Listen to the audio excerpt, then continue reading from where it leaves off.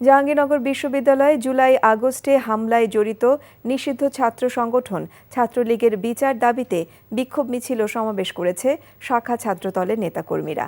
সকালে বিশ্ববিদ্যালয়ের পরিবহন চত্বর থেকে বিক্ষোভ মিছিল বের করে প্রশাসনিক ভবনের সামনে গিয়ে সংক্ষিপ্ত সমাবেশে শেষ করেন তারা। এ সময় বক্তারা বলেন, জুলাই আগস্টে জাহাঙ্গীরনগর বিশ্ববিদ্যালয় সহ সারা দেশের ছাত্র জনতার ওপর সন্ত্রাসী হামলা চালায় নিষিদ্ধ ছাত্র সংগঠন ছাত্রলীগের নেতাকর্মীরা। সম্প্রতি সময়ে ছাত্রলীগের নেতাকর্মীরা প্রকাশ্যে বিশ্ববিদ্যালয় এলাকায় ঘোরাঘুরি এবং পুনর্বাসনের চেষ্টা চালাচ্ছে। তাদের বিচারের দাবিতে ছাত্রদলের পক্ষ থেকে বিক্ষোভ মিছিলের আয়োজন করা হয়। মিছিল শেষে ছাত্রদলের নেতাকর্মীরা উপাচার্য বরাবর স্মারকলিপি দেন। বান্ডেল থাকলে প্রতি সেনমানিতে টাকা বাঁচবে। বিকাশ সেনমানি বান্ডেল কিনে জিতুন প্রতি লেনদেনে।